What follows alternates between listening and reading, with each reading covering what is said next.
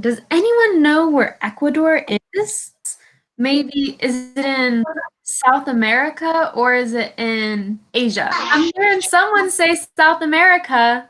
You're right. It is in South America.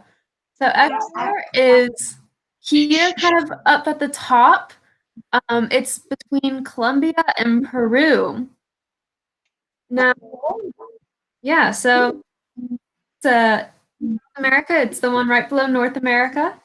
Hi, I hope you're all doing okay. So my name is Grace, and I'll be talking to you about some of my favorite foods from Ecuador.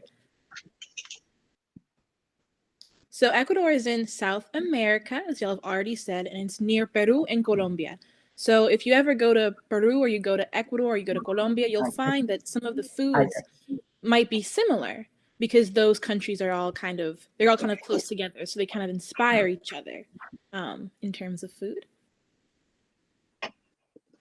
So just a little bit about me. So I'm actually from New Orleans, Louisiana. I'm not from North Carolina. So I've loved getting to explore and get to learn about y'all's state for the last few years. And I lived in Quito, which is one of the bigger cities that you might have seen on the map in the spring semester of 2020. So earlier this year, like in January and February. So here are some common ingredients that you might find in different Ecuadorian dishes.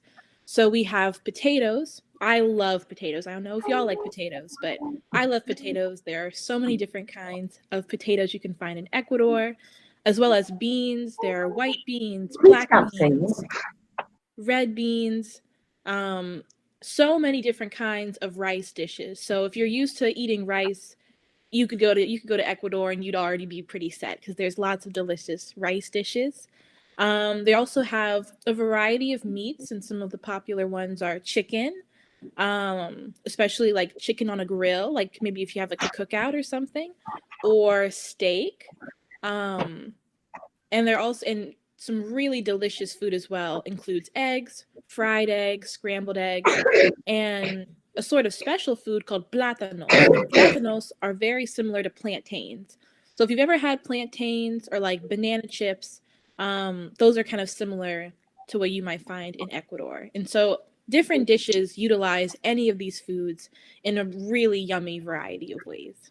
Well, here is one of my favorite dishes. So when I was in Ecuador, I lived with a host mom. So she helped me wash my clothes. She would make me lunch and dinner. And she was kind of like my mom back in the United States. So she was really wonderful.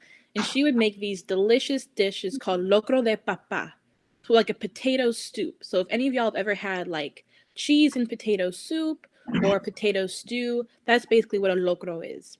So there's potato, there's salt, of course, plenty of seasoning, mozzarella cheese, like the cheese you'll find on pizza, but on soup, very delicious, and also avocado. So this would be a perfect dish for maybe lunch or for dinner in Ecuador. Um, People can typically have breakfast and then a really big, delicious lunch. And then they typically have something like maybe a soup or maybe a smaller snack for dinner. And so I definitely had to get used to that. But I really enjoyed it. So this was definitely a perfect soup for lunch or dinner. And a fun fact, in Ecuador, it's very common to actually put popcorn in your soup. And I had never tried that before, but now it's one of my favorite things to do. So pop a little popcorn and you could add it to your soup. Would any of you guys want to try popcorn in your soup? You can raise your hand if you think you would want to try it, or give us a thumbs up or a thumbs down. See, a few people might want to try it. Yeah, I definitely say, something really awesome about studying abroad is giving new things a try. So keep an open heart, keep an open mind, because now I love popcorn with my soup. Another really fantastic dish that I loved, that I ate so many times for lunch, was an Ecuadorian churrasco. And in a churrasco, there's white rice, there's usually a fried egg, there's some avocado. You can see a little slice of avocado, and I love avocado. So I was very happy to see so much avocado in Ecuador. Also, French fries. I don't know if y'all like French fries. I love French fries. So I was very happy to eat French fries with my churrasco. There's also some salsa, which had some beets and some other tomatoes and vegetables. You'll also kind of see like a coleslaw, which is kind of very similar to an Ecuadorian salad. So cabbage and onions with a little sauce, as well as steak. But you could eat churrasco with any kind of meat, or if you don't like meat, you could also have it with tofu as well. So lots of different variety. This is a pretty great lunch meal. Very substantial, lots of different foods, definitely help you sustain your nourishment throughout the day. So one of my favorite, I love dessert. Do y'all like dessert? Well, I love dessert, and every day my host mom Paulina, she would make me a different dessert. And one of my favorite ones to eat was actually called espumilla.